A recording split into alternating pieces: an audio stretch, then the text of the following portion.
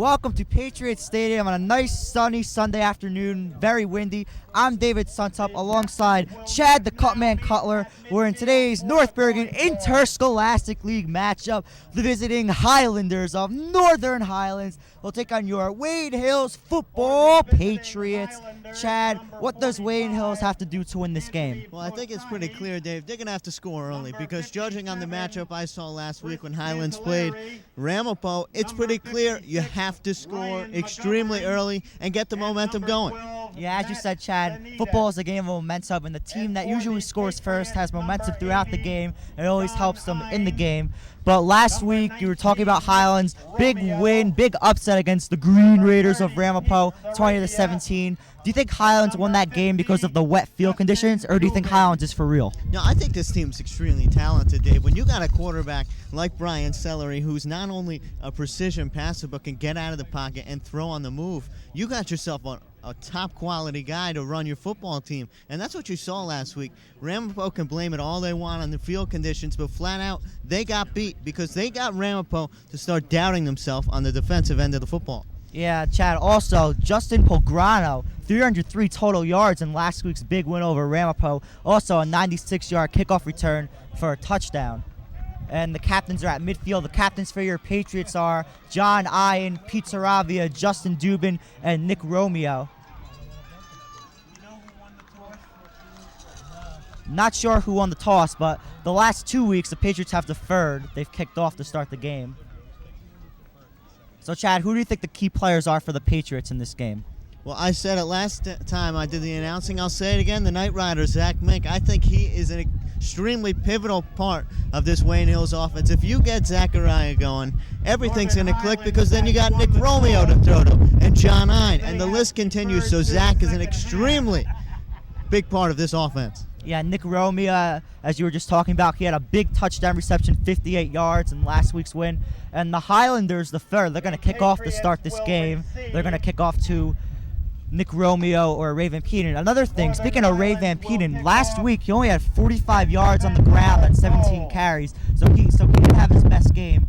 How do you think the Patriots are going to try to utilize him today so he could play better? Well, without Super Ray, this team will not win because that is their main goal. They are an 85% running football team, and that's partly because they have an unbelievable athlete in Ray Van Peden. But I will tell you this, Dave, if Northern Highlands can stop them, this could get ugly in a hurry. Yeah, Northern Highlands is a run-heavy team, just like the Patriots, and the Patriots have really had trouble stopping the run so far this season. Ultapan with Jamie Rowe and Mo Gotuk, they ran right up the gut every single time against the Patriots defense. How do you think the Patriots are going to? What do you think the Patriots are going to do on defense for this game? Well, I think it takes 8 in the box to stop the type of running attack they have because, quite frankly, when they give the guy Paul Gayo the ball, it's going to take more than one guy to bring him down. So you stuff 8 guys in the box and you throw a hell of a lot of blitzes out there. Yeah, I agree. Justin Pograno, if you just missed the start of the game, he had a great game in last week's big upset over Ramapo. He was hurt last year. He was a junior. He missed the whole year. So he came back this year hungry, and he wanted to try to turn the ship around for the Highlanders because last year they were only 3-7, and Wayne Hills beat them in Northern Highlands last year, 41-6. Wayne Hills just ran right over the Highlanders. Highlanders to kick off. Number 45, Anthony Fossati to kick off. Crowd is getting a little noisy here at Patriots Stadium. Fossati's kick is a line drive. Ray Van Peden is going to field it about the 7-yard line. Van Peden taking it back. Van Peden, and he's going to be tackled about the 30-yard line where Mike Peiper is going to try to march this offense down the field. Well, Dave, you mentioned it before. A lot of people are questioning whether this Highlands team is for real or not. They think that Ramapo game was a fluke, but I will tell you this. If they can knock off Wayne Hills here, especially by a big margin, they will be regarded as the best team in this league. I am guaranteeing that because they certainly have the components to do it. Their defense is there to stop some of the main goers on this Wayne Hills team. Yeah, Northern Highlanders are 3-1 coming into this game, 1-1 in lead play. Ian in motion to the left, I formation. Peiper, hand off Van Peden to his left, and he's going to be taken down. Nice run by Van Peden. He's going to get a couple of extra yards here, and he's going to be down at about the 41-yard line. Well, Super Ray opens up with that determination that he always does. That could have been just a little 1 or 2 yard pickup. But this is Super Ray we're talking about. He stretches it to a good 7, 8, 9 yard pickup.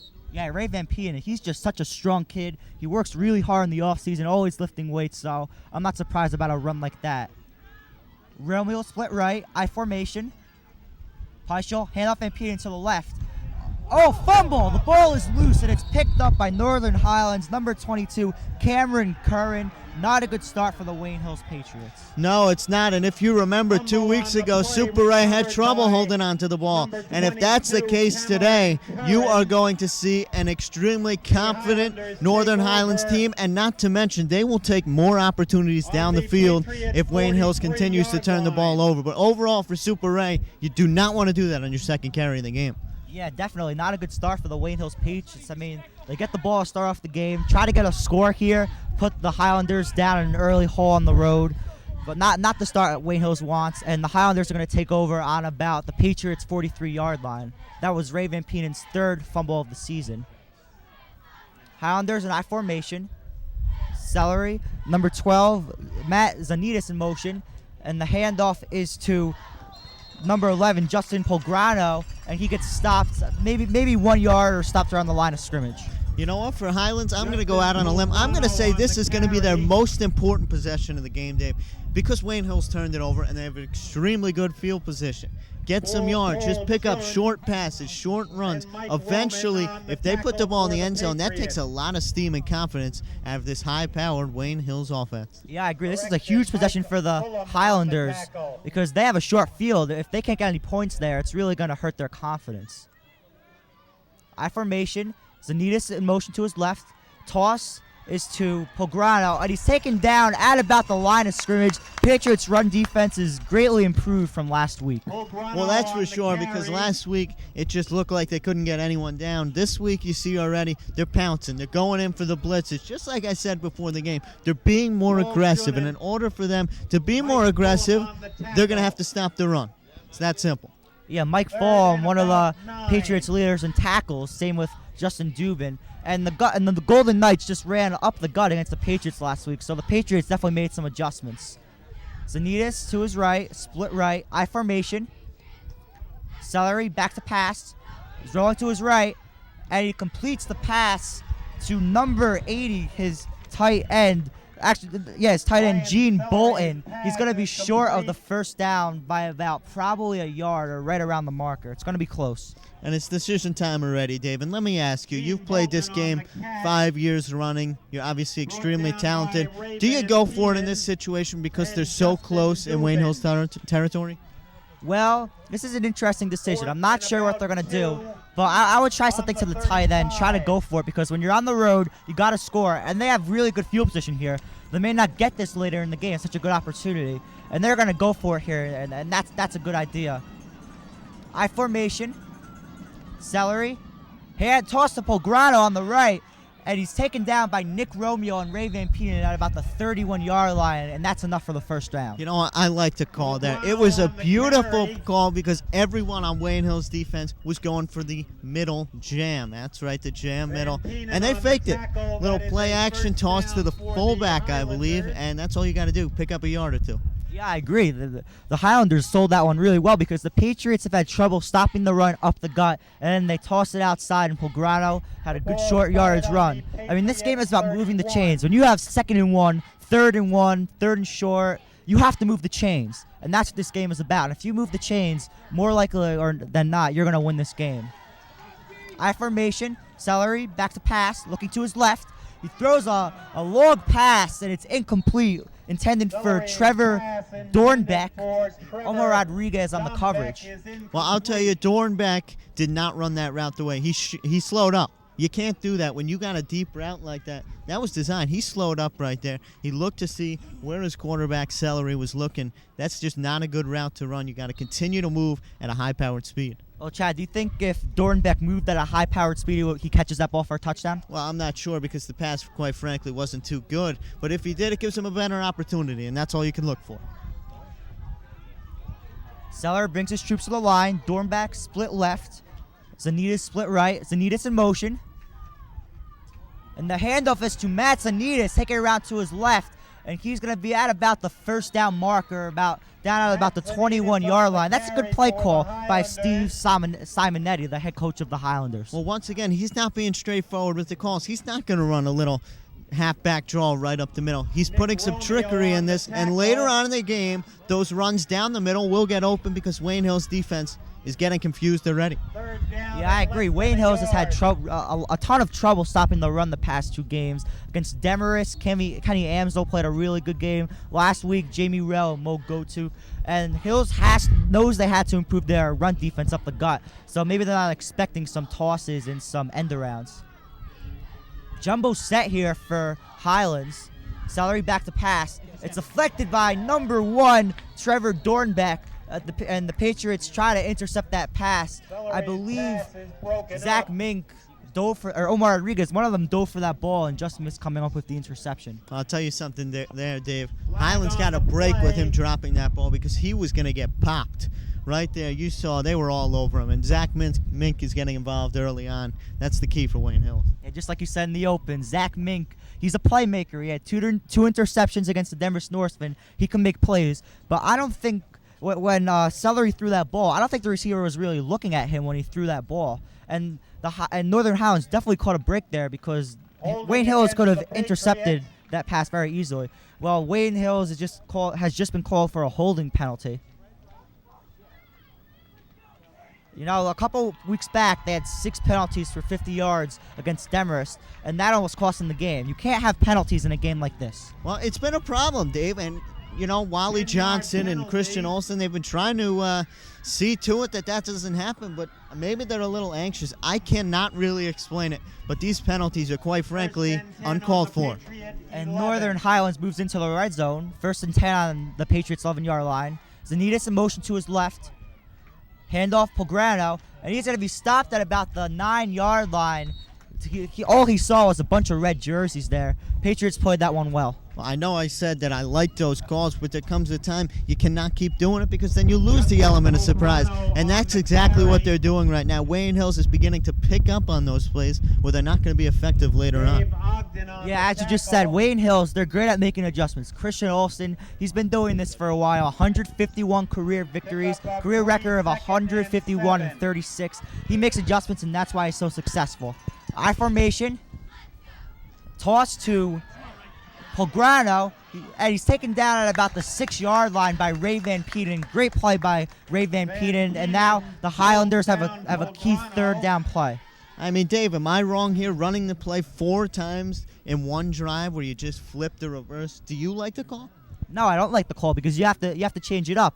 Brian Celery, he could throw the ball, and now they have to go pass. You can't run here. You got to get the ball into the end zone because then you have to go to 4th down, and they don't have a reliable field goal kicker. Last week they missed 2 extra points against the Green Raiders of Ramapo, and after they got a touchdown, they had Justin Pograno go for the 2-point conversion. They converted.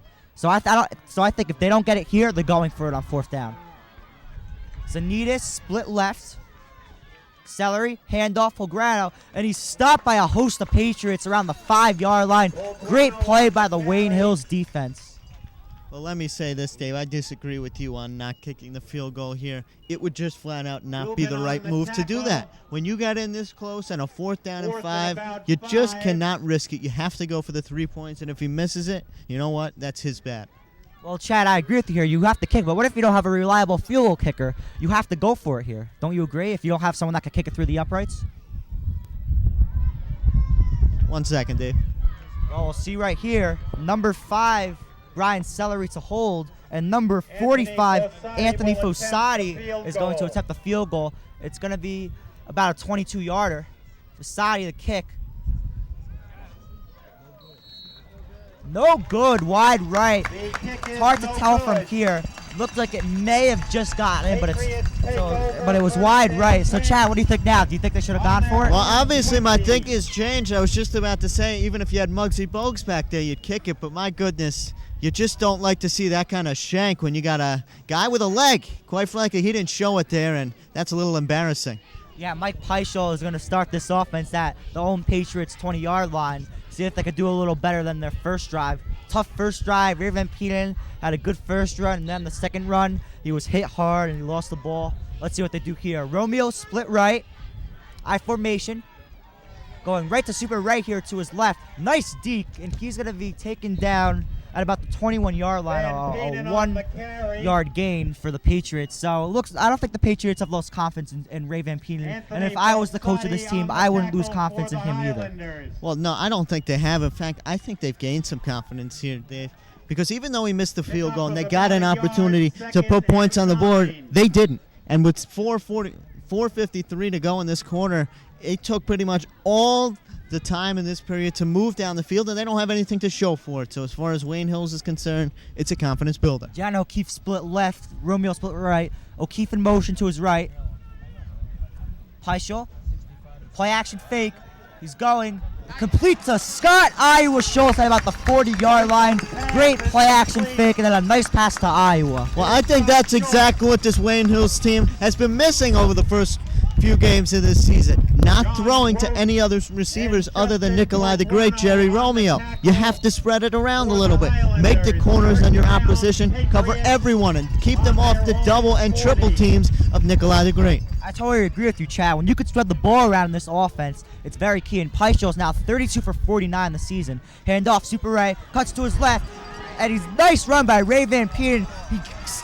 He's still going, and he's down at the 42-yard line. Great run by Ray Van Peenen. He got about 7 extra yards on that run. Fantastic by Van Peenen. Well, Van Peenen's showing exactly what I said earlier. You're not going to take him down too easy. He just broke right. He puts his head down, and that's it. You better get 3 or 4 guys on there, and they're still going to get hurt. Yeah, that was a great run by Van Peenen. And when he fumbled 2 times against Demarest, he was motivated. After that fumble, he had a great game. He had 229 yards in that win against Demarest. Peiper, handoff Van Peenen to the right. He's got numbers. 30, 25, 20, does a deke, and he's brought down by number 11, Justin Pograno, at about the 14-yard line, I believe. Great run by Ray Van Peenen. He's coming out with major vengeance. He wants revenge against this Highlands team. Well, he's just tremendous, Dave. I mean, I just can't put together words how quickly this guy hits the holes, and when he does, those shimmies he puts on the defense, it is just unbelievable to watch. An unbelievable run. This guy knows how to run the football. I think another thing working for the Patriots this week, the Highlands D-line is not as big as Old Tapan's. Old Tapan had a lot of big kahunas on that line. Highlands is not as big. Peiper, handoff Van Peenen up the gut, and he's going to be taken down at about, I believe, the 11-yard line for a 4-yard gain. So it's going to be about 2nd and 6 on the 11. Well, I think Coach Christian Olsen is going to have to get Mike Peiper involved here, because although Super Ray is doing an unbelievable job at moving the football, eventually they're going to pick up.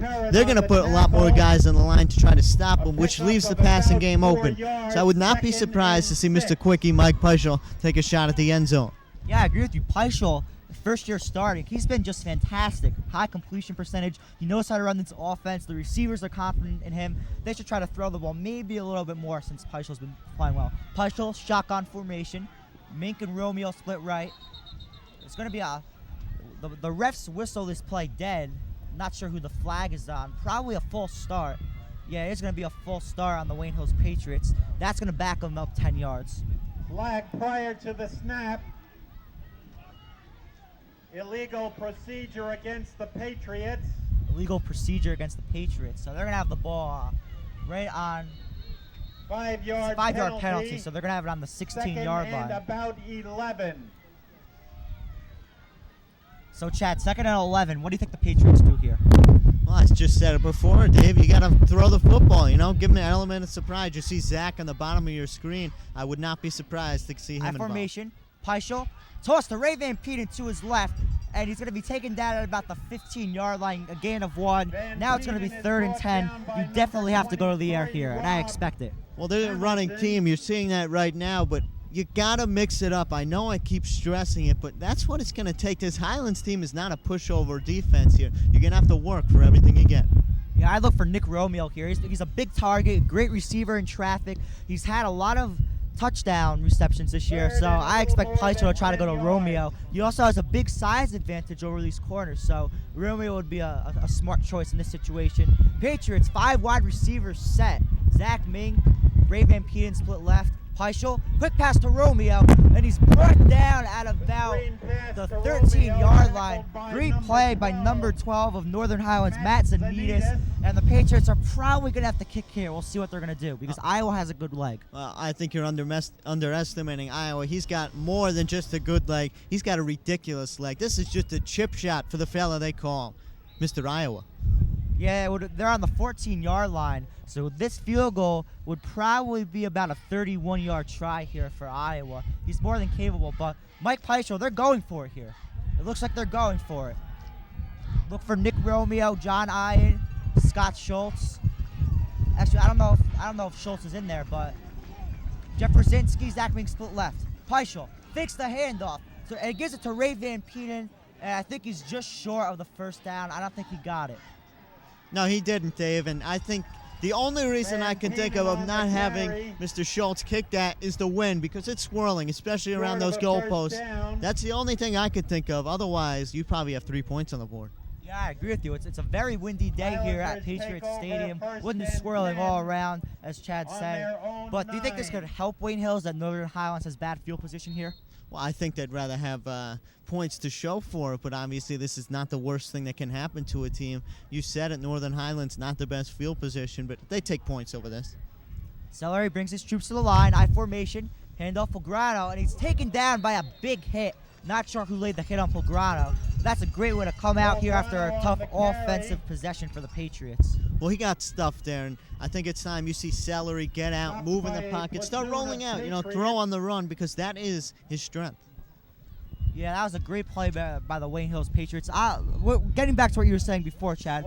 I know the Patriots wanted to get points out of that play, but they didn't, and now they have to look at it on the bright side. Highlands has bad field position. If they hold the Highlanders here, the Patriots have a potent punt return team, so they could have great field position if they could stop the Highlanders here. Yeah, but obviously, Dave, this takes some more steam out of your defense, having them go out there in a tie ball game rather than have some cushion with a lead. So I've said it once, I said it twice, I'll say it again. They would take points as the first quarter comes to a close. And that's the end of the first quarter here at Patriots Stadium. The Wayne Hills Football Patriots and the Highlanders of Northern Highlands are tied at 0. And here is today's trivia question brought to you by Wayne Hills High School. Study hard and get good grades. How many rushing touchdowns did the Wayne Hills Football Patriots score in last year's 41-6 onslaught of the Highlanders of Northern Highlands? Did they get A, 3 rushing touchdowns, B, 4 rushing touchdowns, C, 5 rushing touchdowns, or D, 6 rushing touchdowns? Answer coming up in the second quarter. And while we have a moment, any questions, comments, or suggestions, email the Wayne Hills Video Club at WayneHillsTV@yahoo.com. Once again, that is WayneHillsTV@yahoo.com. And the teams are going to switch sides to start the second quarter. Dave, you think there's any psychological block for Highlands due to that game last year where they just got smoked, to say the least? Do you think they have a psychological thing in their minds that's saying, this team is pretty damn good, I don't know if we can stick with them? Well, this is a different team. Last year, Highlands was 3-7, but last year they were missing some key players. Justin Pograno, their star running back, didn't play the whole season. And after a big win against Ramapo, I don't think Highlands has any doubts about themselves. They know they're for real. Celery's bringing his troops to the line. Dornbeck split left. Celery, handoff for Grano, and he's taken down at about the 13-yard line. So it's probably going to be about 3rd and 7 here. Do you think they go to the air now, Chad? Well, I mean, normally I'd say yes, but it just seems like Northern Highlands has no confidence in Celery. They continue to put the ball on the ground, and maybe it's the wind again.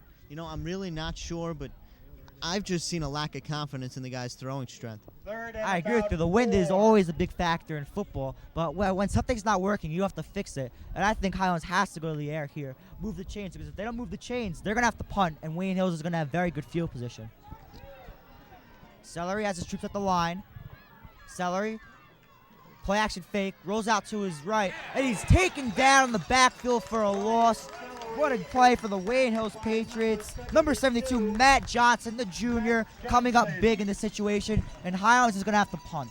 Well, Matt Johnson's a strong kid, and he showed it right there. He burst through that O-line, and he took out celery. They finally decide to pass the ball, and maybe that's why they're a little hesitant to do it. Maybe their offensive line is not up to snub. Yeah, Wayne Hills, last week, they couldn't put pressure on Nick Korsgan of Old Japan, but this week they're putting a lot of pressure on their line, and Highlands has not done too much on offense. Romeo and Van Penen to return the punt. Number 12, Matt Zanitas to punt the ball away.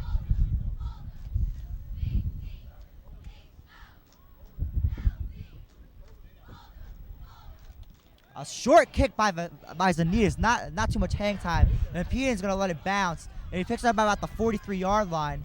Good block by number 20, Dan DeSico. And Raven Penen's got numbers 20, 15, 10, 5. Touchdown, Patriots! Touchdown, Patriots! On a punt return by Ray Van Penen. What a play. 45-yard punt return by Ray Van Penen. And the Wayne Hills football Patriots strike first, 6-0 Patriots. Well, I'm speechless, Dave. I really am, because when he misplayed that ball and it went by him, I thought, just jump on it, take a little loss. But that's not Super Ray. Super Ray is an unbelievable athlete at making something out of nothing, and that's the case right there. There wasn't a spot of daylight. He got some blocking. He took care of the rest. Yeah, I think Super Ray definitely made up for that fumble there. One thing that I noted, Danny DeSico, the sophomore, made a huge block there. Without that block, Ray Van Penen's down at about the Highlands 45-yard line. Schultz take the extra point, and it's through the uprights. A monstrous kick by Scott Schultz as Brian Ogden retrieves the kick by the fence. 7-0 Patriots. Mr. Schultz is quite the athlete, Dave, and with a leg like that, you could go places, and it's just incredible to me on how far that ball actually went. Yeah, Scott Schultz, he works really hard on his kicking in practice.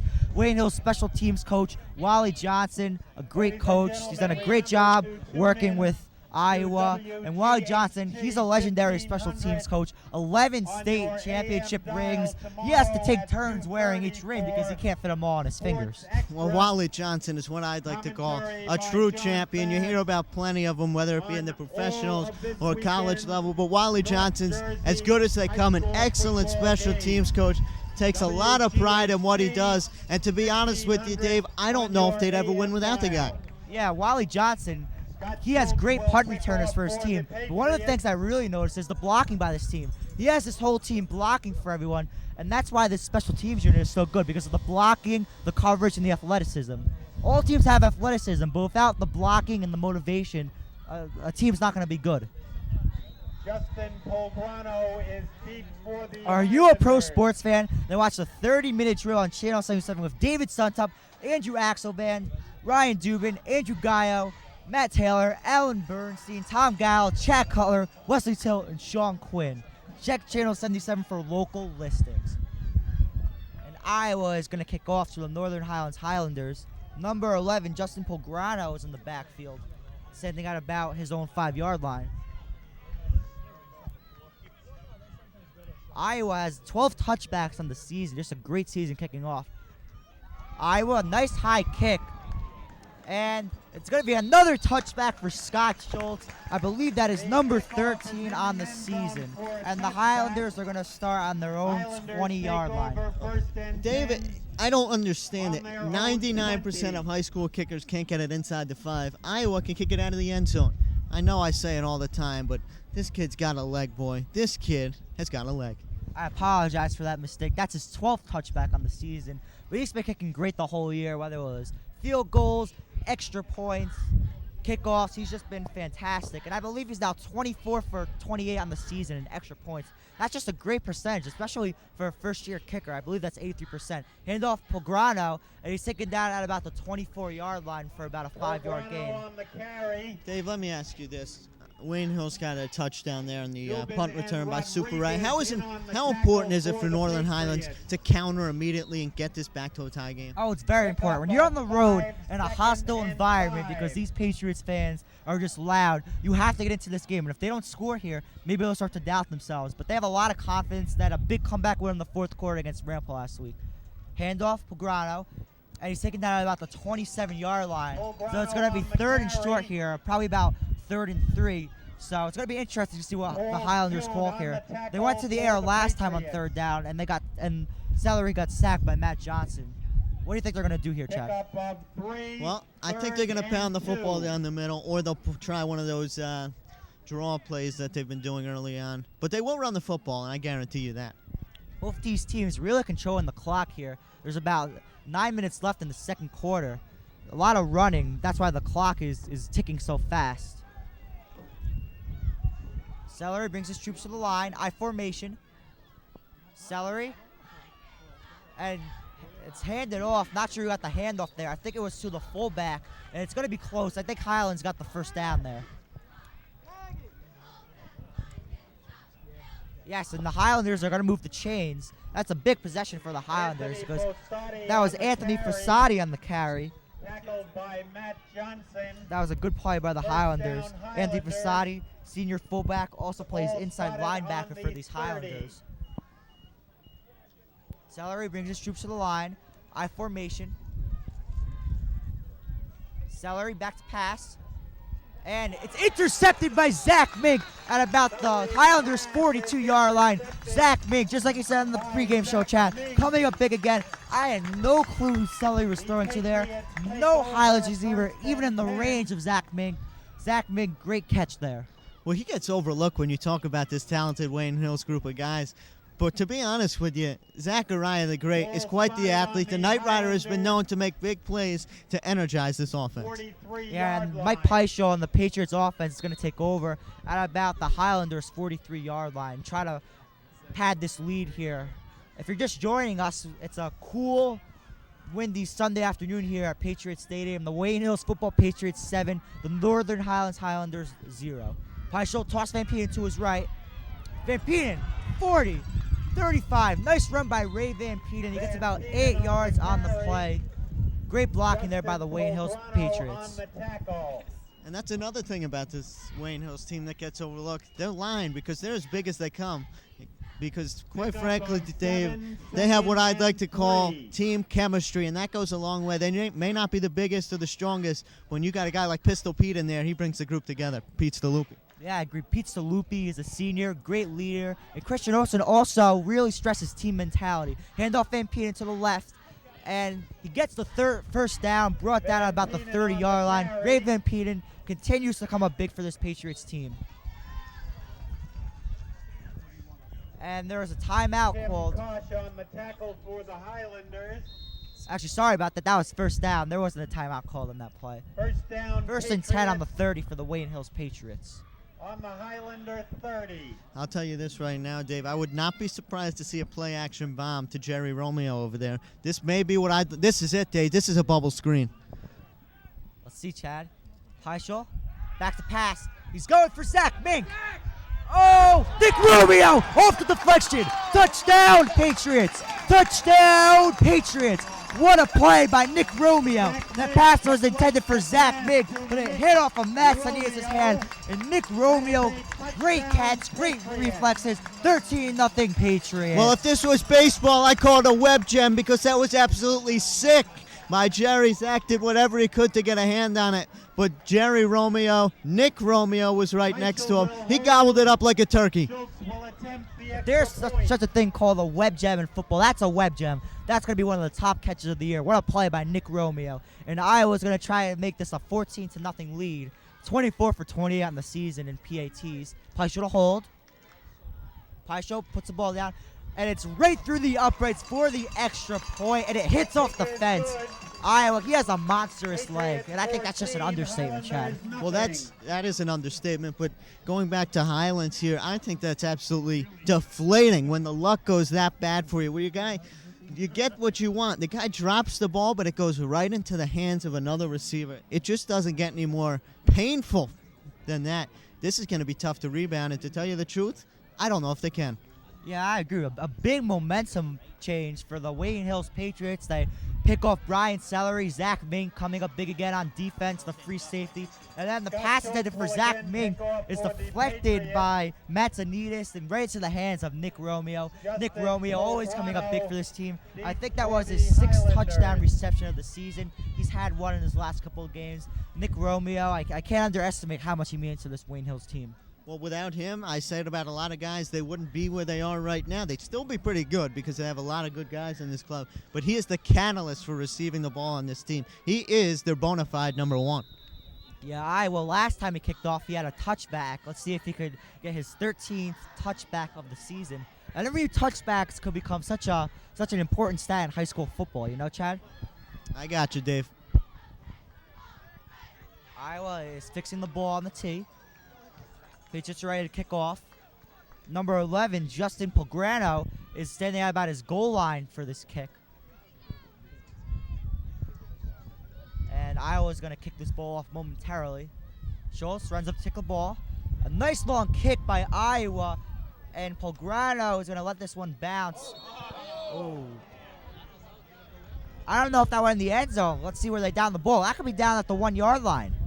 That would be just another devastating blow. Oh, and it's just in the end zone. So the Northern Highlanders catch a huge break there. Well, they finally catch a break is what you should be saying, Dave, because it just seems like, I said it before, luck is not going for them. And for something like that to happen, where they end up on their own goal line practically, it's just not a good thing to happen. Yeah, definitely not. Going back to that touchdown pass by Peiper, you have to give credit to Christian Olsen for calling a big pass play like that and this wind. This wind is just monstrous. Everything's swirling around here. Toss up a ground to his right. He's going 45, 30. Oh, and he runs out of bounds, I think, at about the 45-yard line. That's the first big play the Northern Highlanders have had this afternoon. Well, Zach Mink saved the touchdown right there. Another enormous play for the Knight Rider. He knocks him out of bounds. Otherwise, we're looking at a 14-7 game, or 14-6. It would be 6 if their kicker kicked like he did early in the game. Do you think that run's going to give a lot of confidence to the Highlanders, Chad? Do you think that run's going to give a lot of confidence to the Highlanders? Oh, it has to. I mean, it's pretty much their only big play of this game, so you just got to build on it. Handoff Pelgrano, and it's going to be stopped by a host of Patriots at about the 36-yard line. Patriots read that one all the way there. Great pressure by the Patriots D-line this week. Dave, while we have a moment, tonight's telecast is brought to you by Wayne. You have to live there to understand it. Also by Patriot Stadium. Sit back, kick back, enjoy a football game. And that's the legendary Chad Cutler with our advertisements. I formation for the Highlanders. Number 12, Matt Zanita, split left. Toss up Pelgrano. He cuts back. It's to be taken down by a host of Patriots at about the Highlanders' 39-yard line. So big third down play here.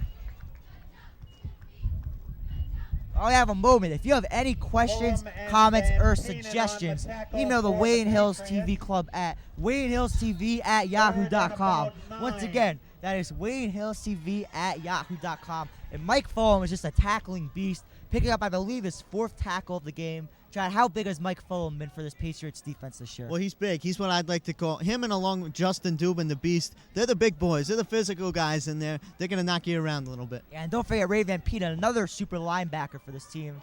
Salary back to pass, throws it to his right, and it's out of bounds, intended for number 45, Anthony Fasati. And the Highlanders are going to have to punt here. I wonder what adjustments they're going to make on their punt return coverage here. Well, try kicking it out of bounds because that's the only way you're going to stop the way Super Ray has been running lately.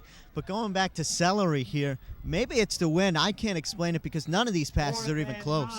Yeah, that was great pressure there by the Wayne Hills defense, go. That could have been another big factor why that pass wasn't even close. But the defense is playing a lot better this week, and that's why you're seeing that the Highlanders offense is struggling this week. Yeah, here's the upcoming schedule for the Wayne Hills football Patriots. Next week, they travel to Mahwah, New Jersey to go bird hunting in Mahwah. That game's on Saturday, October 22nd at 1:30. And then next week, they go to Ramapo Stadium, Friday, October 28th, to face Adrian Pizzari, Chris Logan, and the Green Raiders of Ramapo. Line drive kick, and it's caught by Nick Romeo.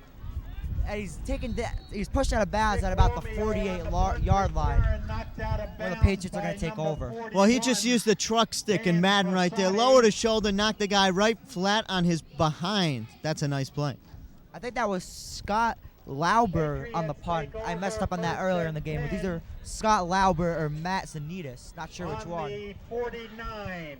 So, Chad, you got 5:36 here left in the half. You think the Patriots are still going to run the ball here? Well, that's what they do best, Dave, and you can't take that away from what they do best. But honestly, I think it's time you start taking guys and moving them down the field. 4 wide receiver set. Peiper fakes the throw. He's running. 40. And he's down about the 35-yard line. What a play by Mike Peiper. Well, they don't call him Mr. Quickie for nothing. He gets the ball. He just charges right up the middle. That's what I'd like to call Pistol Pete Staluppi, opening up some space for Mr. Quickie to run through. Yeah, I know why the Patriots fooled the Highlanders on that play. Patriots had a 4 wide receiver set on that one, and Peiper just ran up the gut for, I think it was a 17-yard gain. Mike Peiper, if he's given a hole, he could run. He's done that this season. He could run the ball. Peiper brings his troops to the line. I formation. Romeo split left. Zach Mink split right. Toss to Van Peenen. Van Peenen cuts it back to the left. And he's taken down about the 30-yard line. A nice run by Ray Van Peenen. Well, that's a nice piece of running right there. He stopped and he let the play develop. If he kept on going, which I'm sure a lot of high school running backs would do, he would have got nothing. In fact, he might have lost a yard. Yeah, Chad, you have a great point. Patience. You have to be patient as a runner. Let your blockers do their job. If you don't let the blockers block, you're not going to have holes. And that's one of the reasons why Ray Van Peenen is an elite running back in the state of New Jersey. And here's the upcoming Wayne Hills TV Club schedule. On Thursday, October 20th, we're taping girls field hockey against Montclair. And then Friday, October 28th, we're taping Hills Ramapo at Ramapo Stadium. Peiper, handoff Van Peenen. He's fighting for extra yards. He's going to be taken down by a host of Highlanders at about the Highlanders' 28-yard line. And Dave, we just got word from Grant Till on the sideline that this Wayne Hills team is not done attacking. They are going to try to continue to put some points on the board and really put them away before this half ends. Yeah, if just joining us, the Wayne Hills Football Patriots are defeating the Highlanders of Northern Highlands 14-0 here. 3:54 left in the first half, excuse me. Big play here, 3rd and 3 on the Highlanders' 27-yard line. Runner pass. What do you think it's going to be, Chad? It's going to be a pass, Dave. Romeo, Peiper, fakes the hand to Van Peenen, and Peiper's going to run it. 25, 20, 15, 10, 5, and he's down at about the 2-yard line. What a play by Mike Peiper. Well, it was a nice play. I was wrong. I thought they were going to pass, and once again, I come up short. So maybe we're missing Mr. Rogers up here. He always seems to pull the right buttons. But let me go back to Grant Hill for a second. Let me just mention, he's the treasurer of this TV department. He's part of these high-definition, crystal pictures you see before you. So without Grant, none of this would be possible. Continue to do your work down the sideline, Grant. I know you can hear us. Patriots, jumbo set. Peiper, handoff Van Peenen, digs to his left. He's into the end zone. Touchdown, Patriots. Touchdown, Patriots. Ray Van Peenen at a 2-yard touchdown run, and the Patriots are up 20-0 here against the Highlanders of Northern Highlands. Well, Dave, you watched that Ramapo game last week. You watched the entire thing. Let me get your thoughts. What was Ramapo doing so bad that allowed the Highlands to do it, and what is Wayne Hills doing so good? Well, the Northern Highlands Highlanders love to play in the rain, and they had the home field advantage in that game. They were playing on a soggy, wet field. Ramapo couldn't run the ball, and they collapsed later in the game. The Highlanders had a big fourth-quarter drive, and the Highlanders just made all the plays in that game. Iowa's going to try to make this a 21-0 lead. Snap is good. The kick, I think it's wide left. He booted it. I don't believe this. Well, last week against Old Japan, he missed the kick to the right, but at least the Patriots are up 20-0 in this game. Dave, I don't know how to say this, but I am in shock. I have not seen him miss an extra point in years upon years. This guy is regarded as one of the greatest kickers since Jason Elam. So to me, it comes as a shock, but knowing him personally, I'm sure a rebound from this. He's a flat-out warrior. Yeah, Iowa, just like you said, he's a warrior. He loves winning football games. Winning is in his blood. He will do anything to win football games. That's just the kind of kid Scott Schultz is. He works really hard in practice. He works really hard in the weight room. Just a great football player, and you know he's going to make up for it later in the game. Just like he did last game when he booted a 26-yard field goal, which was later the go-ahead points that the Patriots needed to knock off the Golden Knights of Old Japan.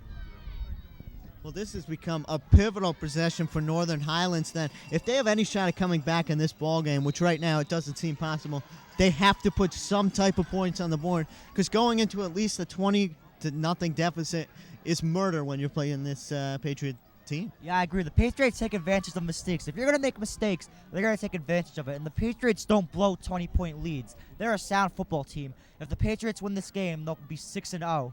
And I believe they'll be 4-0 in their league play, which is NBI 1. Iowa, nice high kick. It's going to be into the end zone for his 13th touchback of the season. Actually, his 14th touchdown of the season. Sorry about that. Third touchdown of the game for Scott Schultz. Highlanders on the 20. So the Highlanders are going to start on their own 20-yard line. Familiar starting position for them today in today's ball game. Well, they're going to have to start passing the ball right now. With 3:27 left, you got to get something. And in my mind, you got to get it quick. Try to force a turnover when Wayne Hills gets it. Maybe have an opportunity to score 2 times. Yeah, Highlanders coach Steve Steimanetti. He has to go to the air here. I'm sure he's thinking that.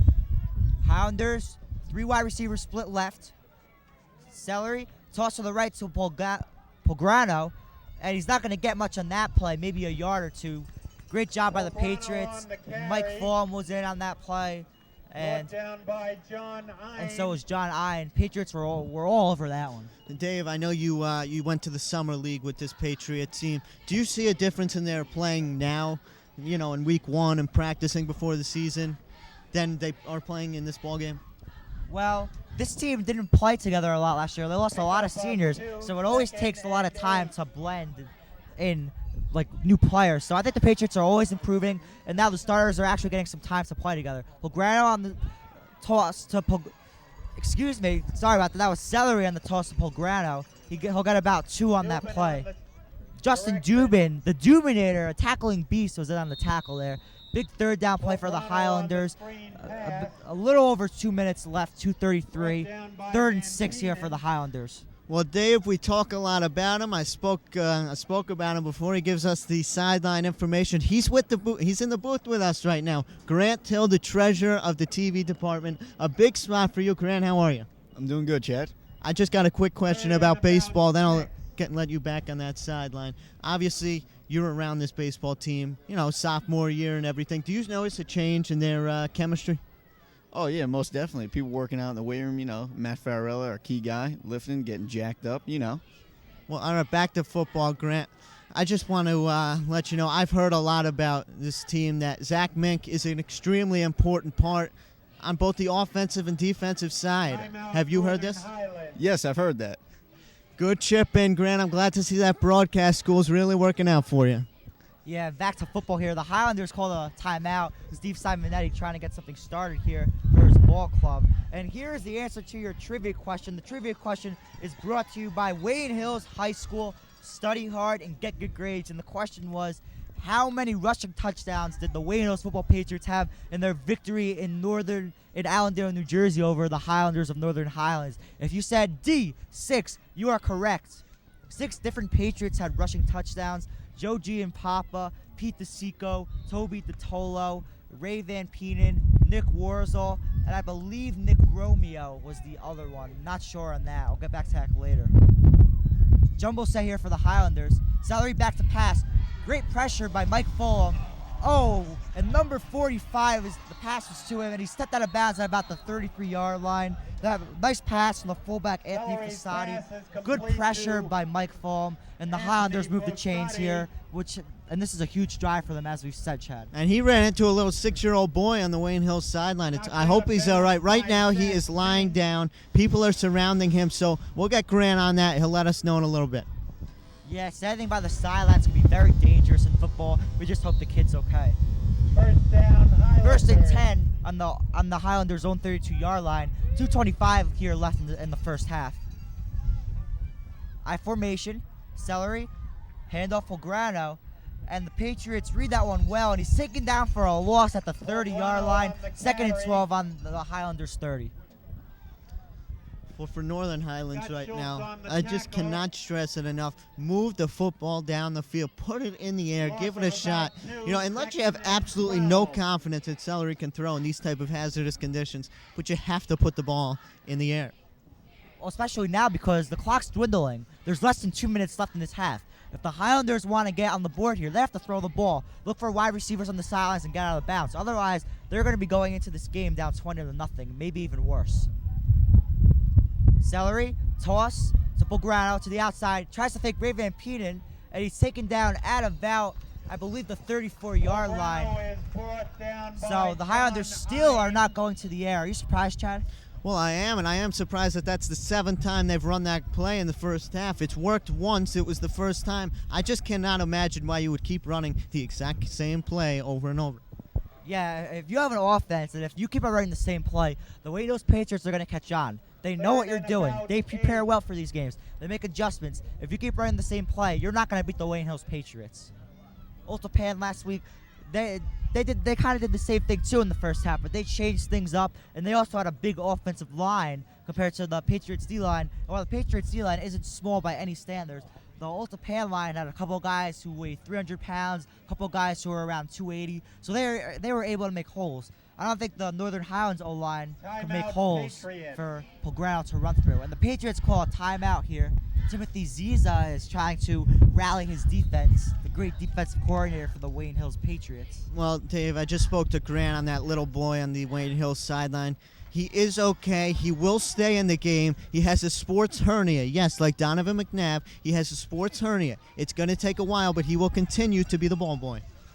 I formation here, 2 split left, celery, back to pass, handoff Belgrano. He's got room, and he's taken down at about the 46-yard line. That was a good play call by the Northern Highlands Highlanders. Even a little delay there could help a lot. Well, he's a talented kid. You see right there. He goes right up the middle. He's not fooling around. If anyone gets in his way, he's going to do his best to knock him back. And Adam Fitzpatrick took down Belgrano on that play. Adam Fitzpatrick, he's really played great for the Patriots this season. I formation, celery, handoff to Belgrano to his right. Belgrano, 45, and he's taken down about the 40-yard line by number 11, Zach Mink, possibly saving another touchdown there. Chad, do you think Zach Mink saved the touchdown with that tackle? Zach Mink has done a lot more than that tonight, but absolutely, that's the 2nd touchdown he saved. Zach Mink has single-handedly kept this defense from really blowing it. Yeah, Zach Mink is such a big asset for the Patriots defense today. Big interception, touchdown-saving tackles. Handoff is to Justin Belgrano. He's taken down at about the 35-yard line of the Wayne Hills Patriots. Less than a minute left here in the first half. Highlands has to go to the air here. Definitely go to the sidelines and get out of bounds. Otherwise, they're not going to put any points on the board. And if you watch the first quarter with us, their field goal kicker, I believe their kicker was, I'm not sure who their kicker was, but their kicker they don't really have a very good kicker, so they need to get in the end zone in order to score. Well, they continue to rush the football, and there comes a time with 36 seconds left. You have to ask yourself, what are they thinking? Because right now, I don't know. You have to move the ball in the air. I cannot say it enough times. I think Northern Highlands may have used a timeout here, not sure. And correction on the kicker is Anthony Fossati. I'd like to thank Wayne Hills guru Aaron Ploshnik for pointing that out to us. Thank you, Aaron. And the Highlanders called a timeout. Steve Simonetti going to try to rally his offense here on a big 3rd down play. Well, it's their biggest game of the year, Dave. You can't hold anything back now. Well, I don't know if it's their biggest game of the year because in their league, they have Pascack Valley, who they play on Thanksgiving Day. They have Pascack Valley. They have Mawa, who they lost to. They have Indian Hills. Highlands is in the league, who's playing Wayne Hills right now, and Ramsey is in their league. So I don't know if it's the biggest game of the year, but if they want to make states, this would be a good game to win. But it's not a must-win game.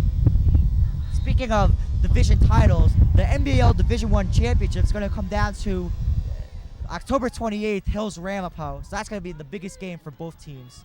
Handoff Belgrano. Nice deke to his left, cuts back, and he's taken down at about the 19-yard line by Ray Van Peenen and Pete Sarabia. And another timeout called there, Dave. So it appears as if the rushing attack is beginning to work because Wayne Hills can't imagine why they would keep running the ball. So they're playing a little prevent there, and that's what you're going to get around the 12-yard pickup. And Northern Highlands called a timeout on that play. I think they've used all their 3 timeouts in this half, so I don't think they have any timeouts left because 3 is the limit in high school football. So if they can't run the ball anymore, otherwise they have to get to the line quick. So they have to go to the sidelines, some short passes, and try to get the ball into the end zone. With 29 seconds left in the half. Any questions, comments, or suggestions, please email the Wayne Hills Video Club at WayneHillsTV@ yahoo.com. Once again, that is Wayne Hills TV at yahoo.com. And here is the upcoming schedule for the Wayne Hills Football Patriots. On Saturday, October 22nd, the Patriots travel to Mahwah, New Jersey to go bird hunting in Mahwah. On Friday, October 28th, they play at Ramapo Stadium against Adrian Pizzari and the Green Raiders of Ramapo. And then they finish the home schedule Saturday, November 5th at 7 o'clock as they go ram hunting against the Ramsey Rams. Celery, handoff is to number 45, Anthony Fasadi. I'm surprised here. They don't have a lot of time left. They don't. Actually, they do have. I'm not sure if they called the time. Yeah, I think they just used their last timeout, Chad. Yeah. So that's their last running punt. Yeah, they used the timeout. Grant phoned up to me. They had one left. That was their last one. But this is very big now. You have to put the ball in the end zone. You're out of timeouts. Take a couple shots. Yeah, and Scott Schultz is just coming to the game maybe for some pass rush in place of Paul John. But they definitely have to go to the end zone now. They have to start taking some shots. They still have 20 seconds left. It's 2nd and 7. They have a lot of time for a couple of pass plays here. But with the way they've been throwing the football, it may not be. Celery is even warmed up. They've thrown around 3 times all day. And I don't even. Do they have any completions, Steve? I think they have one completion. I'm not sure. I think they completed it. Yeah, they do actually. To Anthony Fasadi, they picked up a first down. That was. I think that was their only completion. I mean, it's going to take a time where, in order to be successful, you have to take chances. You cannot play this conservative type of football that they have been going for. You have to take a couple shots in the end zone. Are you a pro sports fan? Then watch the 30-minute drill on Channel 77 with David Suntup, Ryan Dubin, Andrew Axelman, Andrew Gayo, Matt Taylor, Alan Bernstein, Tom Gallo, who's on these Wayne Hills Football Patriots, Chad the Cutman Cutler, who's my color guy, Sean Quinn, and Wesley Till. We always talk about pro sports, and if you love your pro sports, catch the 30-minute drill. Celery to the line. Celery back to pass. Great pressure by Mike Fulham, and he's sacked in the backfield for a loss at the 25-yard line. The Highlanders have to rush to the line of scrimmage here. The Highlanders really... Along with an assist from Pete Sarabia. They're saying that he may have... I'm not sure what the call is here. Interesting call. I'm not sure the rest are doing. There's a flag on the play. Illegal motion. Illegal motion on the Highlanders. It was declined. So they're at their 21-yard line, and the Highlanders are going to spike the ball here. So I think we're looking at one last shot at the end zone. Well, I'm going to go out on a limb, and I'm going to say you're right with that one, Dave. With 5 seconds left, if they run the ball, I think they're committing first-half suicide. So obviously, going in the end zone is something that's a little more than a must-then do now. Yeah, definitely. Unless they're so scared that the Patriots are going to pick off the ball and take it to the house for a touchdown. But I don't think that's going to happen. They definitely have to go to the end zone here, try to get some points on the board. It's must-to do, Dave. That's my mistake. Celery's leading his team to the line of scrimmage. 22-yard line of the Patriots. I formation. Number 12, Matsanitas in motion to his right. Celery back to pass. Rolling out to his right. And he's going to... Oh, he's tackled in the loss. Tackled in the backfield by Mike Fulham.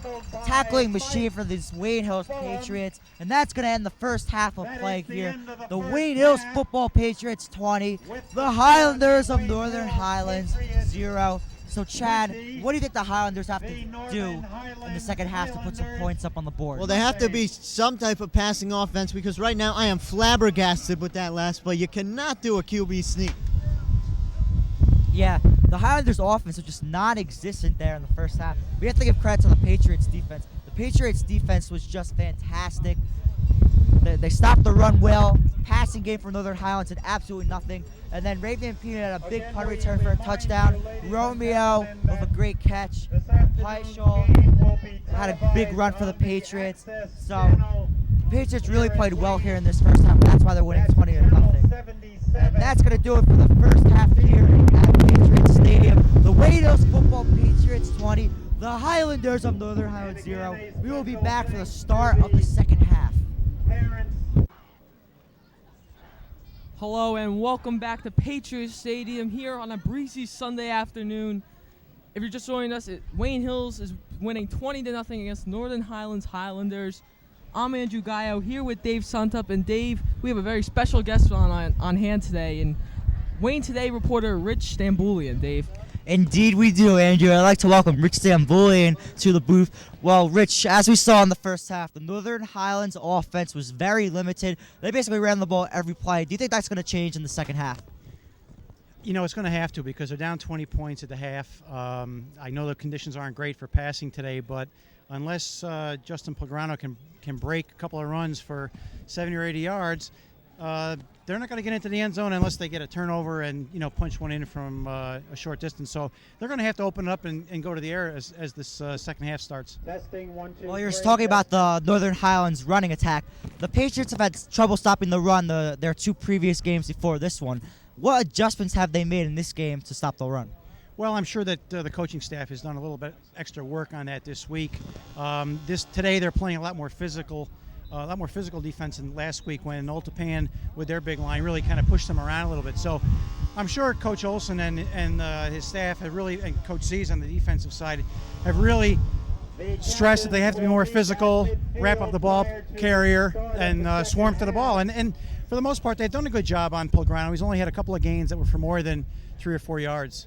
What do you think is going to transpire in the second half? Do you think the Patriots will hold on and win this game? I think they will. They've shown the ability to move the ball. The 3 times they've thrown the ball, they've completed the passes. I mean, they had a good break for the touchdown, but you have to give Nick Romeo credit for being in the right place at the right time and making that catch.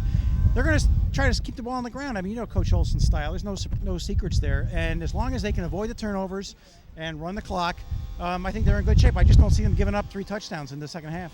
Yeah, I agree with you, Rich. Thank you very much. That was Rich Stambulian, sports reporter for the Wayne Today.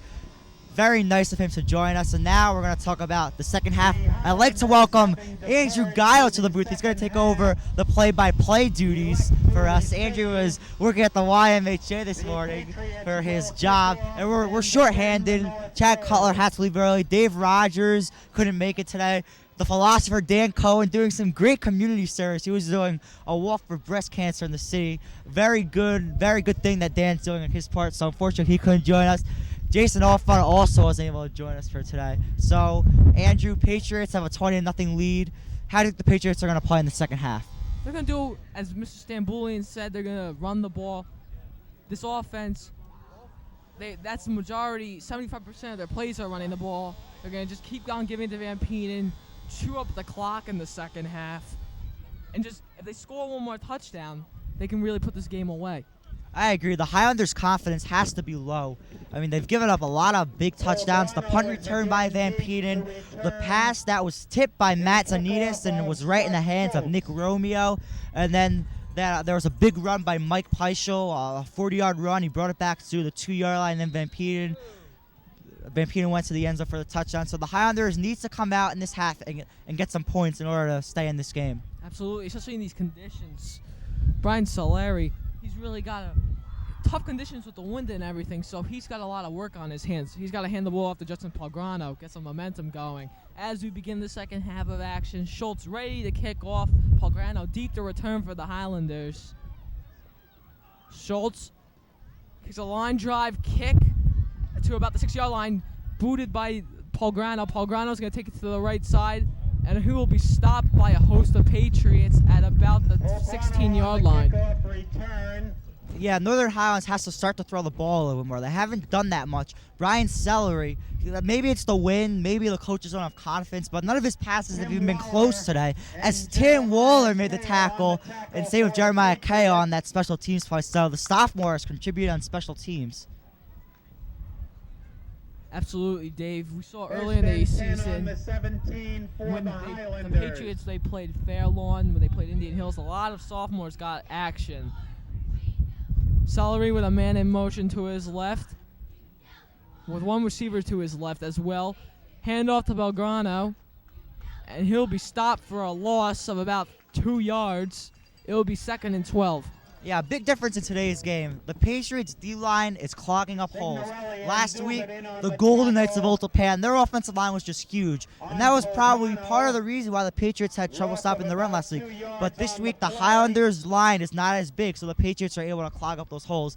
And going back to your point that we made before about the sophomores, on Ray Van Peenen's huge punt return for a touchdown. You gotta give credit to Danny DeSico. He laid a huge block for Ray that made the play go. Celery back in the pocket, the pass. Throws one deep. It'll be overthrown, intended for Trevor Dornbeck. And it will be 3rd and 13. Dave, as you saw, the wind definitely took a part of that play. It didn't look like a terrible throw. I think the wind caught it in mid-distance. Yeah, that throw was just a little long. Otherwise, Dornbeck had Omar Rodriguez beat. But it's good that Highlands is being more aggressive here. When you're down 20-0, and when you keep on running the ball and it's not working, you have to try new things, and that's what Highlands is doing here. I expect them to go to the air here too. 3rd and 13, 11-11 left here in the third quarter. Draw play, hand off to Pelgrano. He'll be stopped way short of the first down marker by number 55, Dave Ogden. And it'll be 4th down. Pelgrano is hurt. Along with Dave Ogden. That was a big hit by Dave. I believe that was Dave Ogden, right, Andrew? Big hit. That was Dave Ogden. Dave Ogden, he's a great defensive player. He has 9 sacks on the season, makes big play after big play for this defense, and he made another play there. Well, since there's an injury for Northern Highlands, they're going to give you our Wayne Hills injury report, brought to you by Study Hard and Get Good Grades. Sophomore Ryan Nolan plays guard for this team. He's recovering from a sprained ankle. He should be back in a couple of days. Andrew, we all know he works really hard during practice and stuff. He loves football. And I'm sure Coach Olsen is glad to have Ryan Nolan coming back this week. As Don Zimmer once said, the talent that you lack can be made up by hard work and dedication. And that's all Ryan Nolan. That just describes him. Now, Dave, since I have my obligations at the Young Man, Young Woman Hebrew Association, who was the punter for the Highlanders? Well, the punter for the Highlanders of Northern Highlands was Anthony Fasadi. He's also their place kicker. He attempted a 26-yard field goal in the first half, and it wasn't even close. He didn't have the distance on it. So they really don't have a good kicker. And Fasadi, a lot of his punts have been line drives so far in this game, not getting enough airtime. And Pelgrano is going to be helped off the field by number 56, Ryan McGovern, and number 45, Anthony Fasadi. If he can't come back into this game, the Highlanders basically have no chance of getting back into this game. We will either see Ryan Paulson or Sean Callahan in for the Highlanders. We'll see in a couple moments. It'll be 4th and 11. A lot of opposing players are at this game. I see some Demers Norsemen scouting the Highlanders for next week, some Wayne Valley players, and then some Green Raiders of Rampo. I believe Adrian Pizzari and Chris Hogan are in Patriots Stadium. Yeah, the Green Raider faithful always attends Patriot games when they have a day off. Fasadi back to punt. Short punt to about the 43-yard line, and it'll be taken back by Romeo. Searching for some blockers, cuts right back up the middle, breaks a couple of tackles, goes outside to the right sideline. He's getting a blocker or two. He's cutting down inside, and he will be stopped at the 8-yard line. He was stopped by number 93. Number 33, Derek Winzek. That was a great return by Romeo, cutting to the other side of the field. We saw that last week against the Golden Knights, how he just bounced off defenders and cuts to the other side of the field, Dave. Yeah, Dan Cohen called that pinball last week. But Nick Romeo, we all know he has athletic ability. But that was just all smarts on that play. He knew he had nothing going up the left, so he cut it back to the right. Great blocking by Danny DeSico and Ray Van Peden. And Romeo's athleticism got him a big return. I formation for Peichel with Mink and O'Keefe as receivers. Tossing it to the left to Van Penen. Van Penen looking for the end zone. Touchdown, Patriots. That was a great run there by Ray Van Peden. Great blocking. He's such a patient runner. He let the blockers do the work for him there. And then a nice fake to the right, and then he cut back to the left, and then he went into the end zone for the touchdown. And it's, pending a flag, it's 26-0 Patriots. I think they're going to call holding on this play. It was a little late, or we couldn't see it. We will learn from Mr. Mezzi in a moment or two of what the penalty is. Touchdown, Patriots. That is a touchdown for the Patriots. So now 26-0 here in the third quarter, 9:59 left. The Highlanders, I expected them coming into this game 3-1 last week, stunning the Rampo Green Raiders in the Mud Bowl at Northern Highlands in Allendale, New Jersey. I didn't really expect this from them. here, down 26-0 to the Patriots. Yeah, after last week, a big upset win against the Green Raiders of Ramapo. After that big fourth quarter drive, I expect them to play a little bit better in this game. Peiper the hold for Schultz, who's 2 for 3 in extra point attempts today. The snap is good, the hold is good, the kick splits the uprights. 27-0 Patriots. And now I believe Iowa is 25 for 30 on the season in extra points. That's just a great percentage for a first-year kicker like Iowa. Wouldn't you say, Andrew? Indeed, especially last year, they had Nick Warsaw, who had an excellent leg. It was also the quarterback, who's now the backup quarterback down in Louisiana Tech. Dave, 27-0. Your quarterback's hurt. What are you thinking if you're Northern Highlands? Well, I think you meant their running back, Justin Polgrano. I know Andrew. My bad, Dave. Andrew's a late arrival here at Patriot Stadium. Well, they didn't do anything when they had him in the game. They didn't take advantage of the assets that they had in the passing game. And the Patriots have been playing the run well the whole game. So Highlands had their chances. They haven't taken advantage of them. And the Patriots are probably going to win this game. If I'm the Patriots, next time I get the ball, just run the ball, run out the clock, control the clock in this second half. Number 3, Andrew Schneidman in to return the kickoff, replacing Justin Polgrano, who was injured on the previous possession for the Highlanders. Maybe a sprained ankle, not sure, but he was carried off the field with some help of his teammates. Schultz ready to kick it. Another line drive, high kick. And it'll stop, and it will go out of bounds. Flat, it will be a penalty. The Highlanders will get the ball on the 40-yard line. Well, that just missed being a touchback. It would have been the 4th touchback of the game for Iowa. I think the win's really helping them today because the ball's carrying well here. All right, that'll be the 30-yard line. Excuse me. In high school football, when you kick a ball out of bounds, it'll be on the 30-yard line, whereas in the pros and college football, it will be placed on the 40-yard line. Let's see if maybe this field position could help the Highlands here, but it doesn't matter where they've started in this game. They just haven't gotten anything going on offense here. Never mind the 35-yard line. This field position, these referees are killing me with the ball spotting. Celery with 2 wide receivers. Hands off to number 21, Eric Bora. Bora runs to the right side, and he'll be taken down for about, I think he has the first down. Nice run there by Eric Bora. Hand off to his right. Good blocking by the Highlanders, and he picks up a first down, moving the chains. That's all that Northern Highlands has to do. They have to move the chains and get some points on the board in order to have a chance to come back. But it's still going to be pretty hard because with a team like the Patriots, they don't blow leads like this. So it's going to take basically a miracle for Highlands to come back. Celery with 2 men in the backfield. Hands off again to Bora, and he'll be stopped for a loss of about a yard. The Patriots have really improved their run defense up the gut. Justin Dubin was in on that play all the way, and he tackled Bora around the line of scrimmage. Great defense by the Wayne Hills Patriots. It'll be 2nd and 9. Dubin made the tackle, no gain on the play. Excuse me, 2nd and 10. I formation, 2 wide receivers for Celery. Celery. Hands off the Bora again. Bora looking for some room to run. He'll get a gain of about 2 yards, and it'll be a 3rd down.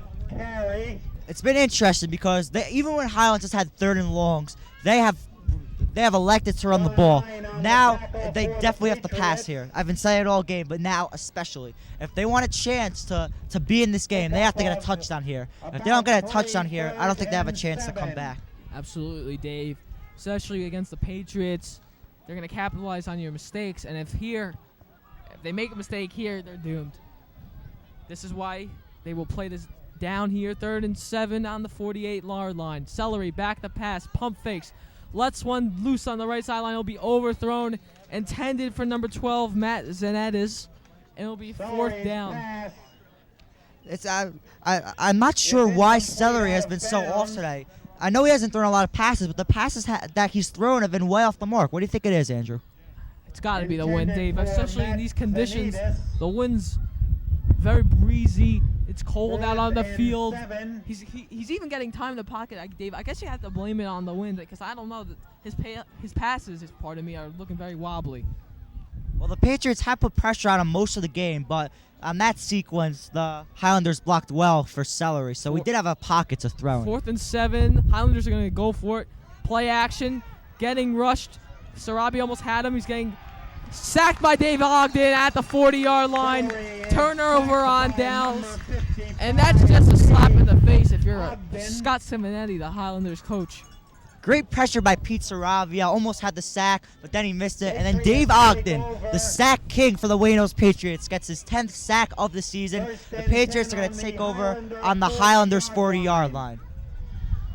Absolutely, Dave. Ogden's been really a presence on the defensive line this year. 10 sacks already. I mean, he's just a great player. Here we go. Peichel, 3-wide receiver set. Mink, Romeo, and O'Keefe. Hands off the Van Penen up the middle. It'll be a gain of 5 on the play. Actually, the handoff was to Nick Romeo there, Andrew. Romeo's run the ball a lot this year, and when he gets the ball, he could get a decent gain, a 5-yard gain there for Nick Romeo. They really run that trick play great, because I was watching the game last night, Channel 77, that we did last week against Golden Knights, and they just run that so great. You got to give a lot of credit to Peichel and Van Penen. Van Penen just continue to pretending to run the ball up the middle. Usually some running backs just stop short. Peichel, hand off to Van Penen to the left side. Cuts it outside, and it'll be get the first down and a little more. Van Penen going for the end zone, and he'll be stopped just short at the 2-yard line. Great run by Ray Van Penen. You saw the patience on that run, letting his blockers do the work. Nice cuts by Ray Van Penen, and his breakout speed in the open field. Great run by Van Penen. I think they're going to give it to him here, and he'll run it in for a touchdown. Ray Van Penen already has 2 touchdowns in this game on a punt return. I believe it was 55 yards, 55-yard punt return, and then on a 2-yard touchdown run. So I believe he has 13 rushing touchdowns on the season and then he'll go for his 14th right here if he could get into the end zone. Not sure. I'll have to check the stats on that one. Another injury on the field. Apparently one of the Highlanders that tackled Van Penen got hurt on the far sideline. We wish him the best, and as well we wish Justin Pograno the best. Yeah, Ray Van Penen, if he gets the ball into the end zone here, it'll be his 14th rushing touchdown of the season. That's a fantastic season for Ray Van Penen. 1st and goal, jumbo set in for the Patriots. Handoff to the Stallion Alex Gibson. It'll be another touchdown. 33-0 Wayne Hills. Yeah, that was a good play there. Try to change things up. The Highlanders know that Ray Van Penen is going to get the ball a lot. Just giving it to his fullback, giving Alex Gibson a chance to carry the ball. Always good to do that once in a while. And Alex Gibson gets it to the end zone for his 2nd touchdown of the season.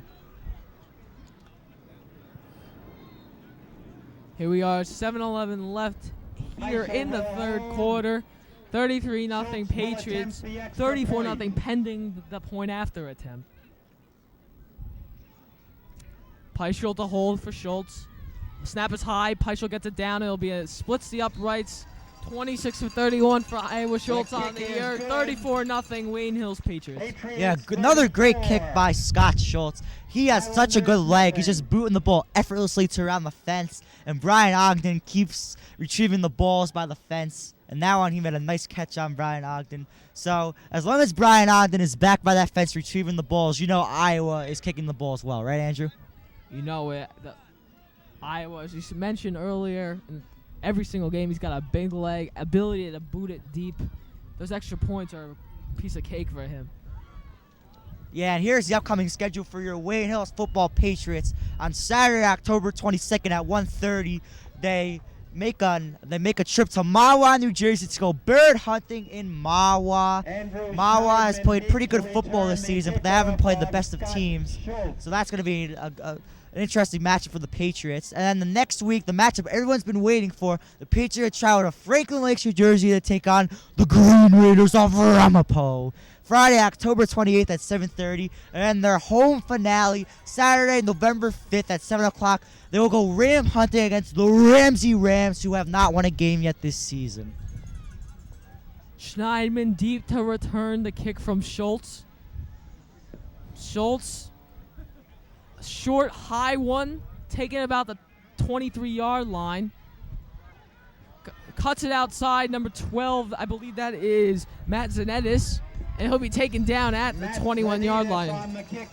Omar Rodriguez made a great play on that return. He didn't bite. He didn't try to tackle the return right away. He was patient. He let his teammate do the work, and then Omar Rodriguez had a chance to make a tackle, and he made the tackle.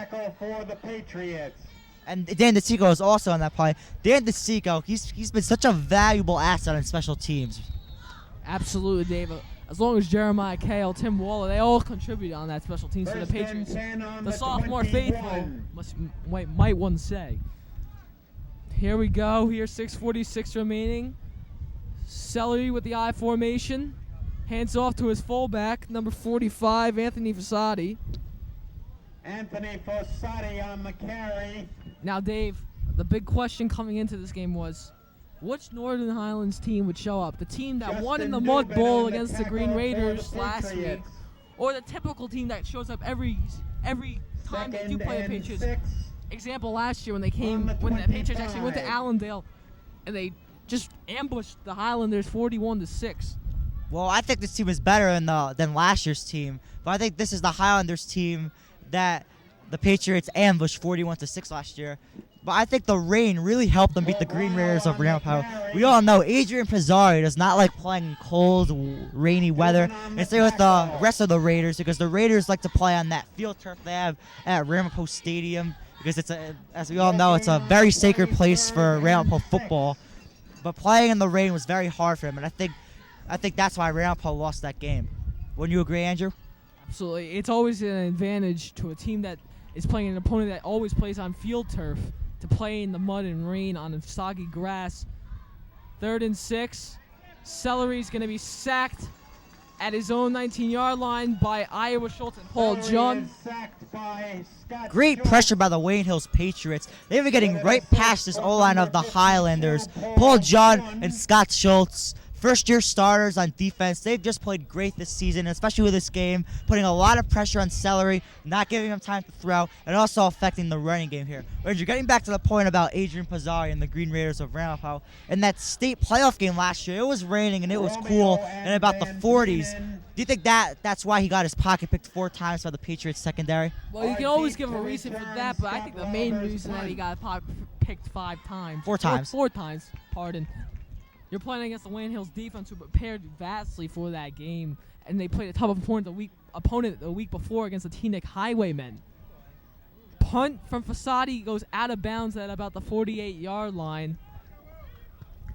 I expect that Highlands and Wayne Hills is going to start putting in their reserves. So maybe, ladies and gentlemen, we'll get a look at the sophomore quarterback. Great person, great individual, Michael Giampapa. He's just a great person. Well, Peiper is coming out onto the field, so Mike Giampapa is going to have to wait a little longer. I'm sure I'll probably get into this game for a little bit. But that was a good punt by Brian Fasati. The last couple of punts have been returned well by the Wayne Hills Patriots. Even though the punt only went 30 yards, get it out of bounds, better than someone taking it into the end zone for a touchdown or giving the Patriots favorable field position. Even though the Patriots still have good field position here. Here we go with 4:20 remaining here in the 3rd quarter. Patriots leading the Highlanders 34-0. Peiper play action. Throws one deep. It'll be caught by Nick Romeo, but it'll be they're gonna wave it that he was out of bounds. Didn't get both feet in. I think that's a good call by the referees. I think he didn't get both feet in. Well, it's hard to tell from here. We're on the opposite sideline, but I think he probably just missed it. I think he only got 1 foot in. That's a gutsy play by Mike Peiper. The wind is blowing from left to right from where the Patriots are going down the field. That ball tailed off. That was a good throw, just that Romeo had to be a little bit more in bounds to catch that ball. But I'm surprised. I thought they'd run out the clock, try to run the ball, and let the clock run since they're winning 34-0. I'm surprised they went deep on that one. It's always nice to mix it up, though, Dave. Hands off to Van Peenan to the right side. Cuts it back up, and he'll be taken down for about a gain of 7. 3rd down coming up for the Patriots. Now, Dave, when the Patriots, they bring in their sophomores, which they should be, I'm expecting them. I shouldn't say they should be because you never know with Coach Olson. Do you think they're going to put up some more points on the board? Well, it really depends. It depends who they bring in. It depends who they bring in on the line. It's hard to tell right now because the sophomores haven't played varsity since the game in Bergenfield, so it's been a couple of weeks, so they may be a little rusty. But we're gonna find out very shortly, possibly. Well, Ray Van Peenen, he fumbled on the Patriots' first possession of the game, the second play of the game. He's really come back, and he's just played a fantastic game for the Wayne Hills Patriots. Peiper, draw play, going down to the left side, gets the first down, and he'll be taken down at the 21-yard line. They didn't fool me that time, Dave. I actually watched the play the whole way, but they obviously fooled the Highlanders defense because they're all going the clock out the middle of Alex Gibson.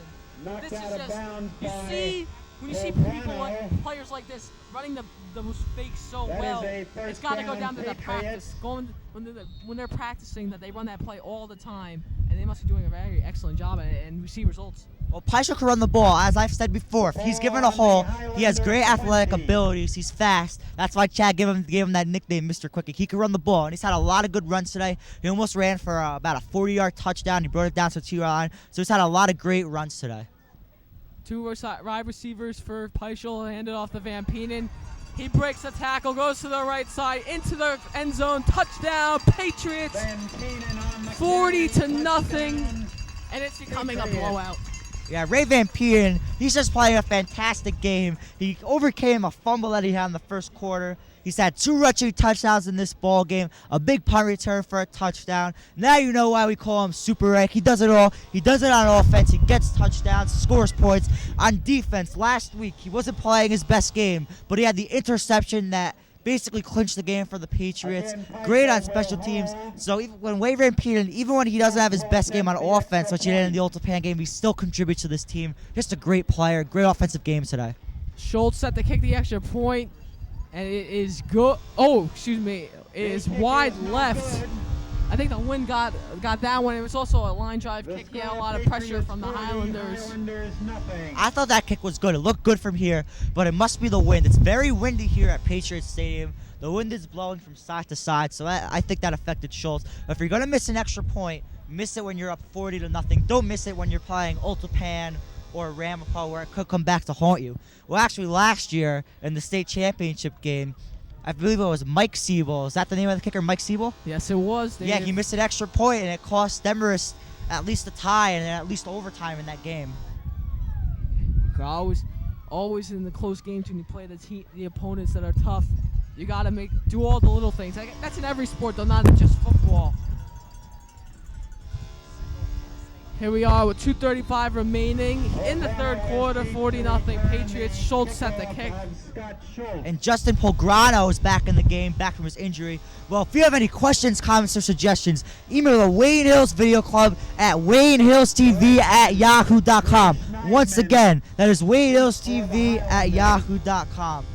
A correction just made by Mr. Mezzi, the Wayne Hills PA announcer. It's Andrew Schneidman to return the kick. So Pograno must still be lingering with his injury on the sideline. We'll see if he comes back in action. Don't expect him to, though, since they're down 40-0. Rest him for next week. Schultz's kick is taken by Schneidman at the 2-yard line. Nice return there by Schneidman. He takes it up to the 26-yard line. Schneidman on the kickoff return. Now, Dave, you're down 40-0. What is going through Brian Sellery's head? Well, he hasn't had too many chances to pass. It's just getting windier and windier here at Patriots Stadium. He's going to have to try to do something new. This game is probably out of reach by now. Just prepare for next game. Next game, I believe the Highlanders are playing the Demarest Norsemen. I'm going to check that right now. Yes, they're playing at Demarest. The Highlanders, in fact, they don't have any more home games this year. Their upcoming schedule, they play at the Demarest Norsemen next week. Then they go to Indian Hills to play the Braves. Then they go bear hunting in Bergenfield. And they close the season with a Thanksgiving Day matchup in Hillsdale, New Jersey against Pascagoula Valley. So he hands off to Schneidman up to the left side in the middle for about a gain of 1. It'll be 2nd and 9 for the Highlanders. So what I think Brian Sellery is going to do in the rest of the offense, I think they're going to try to take something positive going into next game. I know it's only the third quarter, but they're down 40-0. I don't think they have much of a chance to get back into this game. Just try to make some positive strides because Demarest is a good ball club. We saw them a couple of weeks back. They could play. And Northern Highlands has to get ready for Demarest next week. 2 wide receivers for Sellery. Pitches his left to Schneidman. Takes it out for about a gain of 2. I believe he was taken down by number 30's Pete Sarabia. And it will be third down for the Highlanders with 1:20 ticking down in the third quarter. Guys, well, Dave, I should say, just me and you. I'm so used to, we have a whole crew of us, but unfortunately, Dan Cohen, being the great person that he is, a philosopher, doing community service in a walkathon for breast cancer. That's just an excellent thing. You always like to see that from a person, especially Dan Cohen, who's just, I can't think of words to describe him anymore. Jason Oliphant, he has obligations this afternoon. To his baseball team. And Chad Cutler's not. He left early today. Dave Rogers not here today. Third down, and number 45, Anthony Fasati, he's gonna break it down loose, and he's at the 20, the 10, and the 5, and he'll be. He fumbled it. He fumbled it. And where are they gonna rule it? Are they gonna call him out of bounds? We'll receive the ruling in a second. I believe he got out of bounds first. And they're gonna rule it a fumble. It will be Patriots ball. Oh, Dave, what happened? Northern Highlands, the Highlanders, they just don't catch breaks. Anthony Fasati, it looks like he had numbers there. He did have numbers there. I thought he was going to get a touchdown. But Zach Mink, he saved 3 touchdowns today. I can't even describe in words how valuable Zach Mink has been to this ball club. I mean, he pulled at Anthony Fasati's shirt, and the Patriots hit the ball out of his hands. Zach Mink, he also had a big interception for this defense. He's just come up big today. When you look up clutch in the dictionary, you'll find Zach Mink's name because that's what he's been for this defense today. The reason I found out that call, our spotter, Aaron Ploshnik, gave us the call, giving me the signal for the touchback. He just got his great traits from his father, Ira Ploshnik, and it'll be handed off to the left side to the Seco. The Seco cuts it out, and he'll be stopped for a first down at the 31-yard line. Now, as you were talking about Zach Mink, Dave, saving another touchdown for the Patriots. Just everybody contributes on this Patriots team. Yeah, this is a team. There's no I in team. Everyone contributes. Everyone has their role. That's why this team is always so successful. Christian Olsen, this team has made the state playoffs, I believe, every year since he's been coaching this team. So he's done a great job, and you have to credit him for this team-first attitude.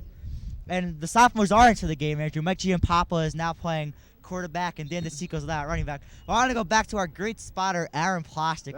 We appreciate his great help today. And he knows his referee signals. He goes around school. He has a yellow flag that the IRA got him for his birthday. He was fooling around with it in school. So Aaron knows his stuff, and so does the IRA. We'd also like to thank referee today, good friend of mine, referees at the YMYWHA, Dave Brody. Referees basketball games at the Y, referees football games here. He told me that he was doing the game against Northern Highlands, so it's great to see him, and thanks to Aaron. And that is the end of the third quarter here at Patriot Stadium. The Patriots demolishing the Highlanders 40-0. Here come the sophomores for those Patriots, Dave. Yeah, time to get their feet wet. Time to get some varsity action. They haven't gotten it in about 3 weeks since they played Demorest and Otapan, both very tough opponents, so they're going to get a good chance here. I also like to give out a thanks to the Wayne Hills Athletic Office. Northern Highlands Highlanders rosters were not where we usually find them from our provider, so I went to the athletic office. The secretary was very nice. She made me a copy of the roster, and that's why we have rosters of Northern Highlands. Well, here's the upcoming schedule for the Wayne Hills Video Club. On Thursday, October 20th, we are taping girls field hockey against Montclair. On Friday, October 28th, the Video Club is going to Ramapo Stadium in Franklin Lakes, New Jersey to tape the Wayne Hills Football Patriots against the Green Raiders of Ramapo. Should be a great matchup. The winner of that game will win the NBAL 1. Since Ramapo went bear hunting yesterday, they won 37-0. So both teams are undefeated in NBAL 1, and the winner of that game is going to win the NBAL 1 division. As you said, NBAL split into 2 divisions. And here we go. Jipu in at quarterback for the Patriots. Michael Giampapa with John Ein in motion. Handoff to Seco to the left side. To Seco looking for a blocker, and he'll take it out of bounds at the 14-yard line. It'll be second down and about 17, I would say, Dave. Not sure where he ran out of bounds. That was just such a good run by Dan DeCicco. You saw his quickness on that play. He's just so quick. Great speed, great athleticism, great moves as he deked out one of the players. He's going to be a great running back for this Patriots team. And Mike Giampapa is now in the games, as we said. And in his first game, the second game that he played, he threw a touchdown pass to Anthony Chisholm. Is that how you say it? Chisholm, Dave. Chisholm. We'll get back to that in a second. Jipu faked the play action, handed it off to number 34, Mike Massoud, up the middle. It'll be third down coming up. No, David. Anthony Chisholm was the person who received Michael Giampapa's first career varsity touchdown pass. Yeah, I was very upset after I messed up the name. I thought Peiper was in the game, but now we know Mike Giampapa is in the game. And I know if he throws a touchdown pass in this game, I know Andrew's going to say Giampapa, even though I'm the one who made the mistake. We learn from our mistakes, right, Andrew? Indeed, Dave. I talked to Michael after that, the day after at school. I gave him my greatest apologies. Fortunately, I wasn't in that quarter, so you can't blame it all on me, but we're a team. Giampapa rolls out to the right, getting pressured, and he'll throw it out of bounds. 4th down and 8 coming for the Patriots. Yeah, the punting team is coming on for the first time in this ball game here. Ray Van Peenen's going to come on to punt the ball. Mike Giampapa was greatly pressured by Ryan McGovern, defensive tackle. He's a senior, a big part of this Highlanders defense. But you haven't heard many names in the Highlanders defense because the Patriots offense has just dominated throughout this football game today. 10:48 remaining in the fourth quarter. 4th and 8. Justin Pograno back in the game for the Highlanders. Van Peenen set back the punt. Van Peenen, botches the snap. It was kind of low. Van Peenen runs it out to the right side, and he's gonna get the first down. He's running down the right sideline, and he's got daylight to the 30, to the 20, to the 10, to the 5. Touchdown! Oh my goodness, Dave, we've been seeing crazy plays today. Earlier when Peiper threw that pass into the end zone, tipped by a Highlander defender into Nick Romeo's hands. And then we just saw there a botch snap. Van Peenen took it, runs down the right sideline. Oh my goodness, Dave. The Patriots catch all the breaks. A 78-yard touchdown by Ray Van Peenen. Even when it's not called for, he still gets a touchdown. Just incredible by Ray Van Peenen. He took those defenders to school. He just schooled them. I mean, Andrew, I thought school started on Monday, but I think school started right now. Ray Van Peenen, just a great run. Oh, Dave, you and your comments. I don't know where we dug you up. Here we go, 46-0 Patriots. Schultz ready to kick the point after. Peiper to hold.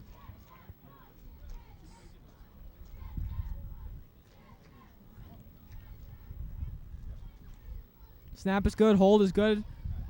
Scott's kick goes up through the uprights.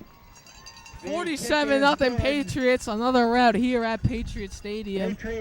Last week we saw a good game when the Patriots played the Golden Knights of Old Japan, winning, was it 16-14? Now we go back to the usual, playing the weaker opponents in the NBIL. Northern Highlands, 47-0. Another relaxing day for the Patriots. Well, Northern Highlands, I think they're definitely a weaker opponent, but they came into this game at 3-1, coming off a big win against the Green Raiders of Ramapo, as we said. But their upcoming schedule isn't easy. They play at Demarest, no more home games, as I said before. Play at Demarest, at Indian Hills, at Bergenfield. Bergenfield and Indian Hills are the weaker opponents in the North Bergen Interscholastic League. And they have a Thanksgiving Day matchup in Hillsdale, New Jersey with the Pascack Valley Indians. Going back to Ray Van Peenen, that was his 4th touchdown of the game. 3 rushing touchdowns, 1 touchdown on a punt return. I can't even explain how valuable Ray Van Peenen is to this team. Very valuable, Dave. Schultz set the kick off. Pograno Andrew Schneidman deep the return.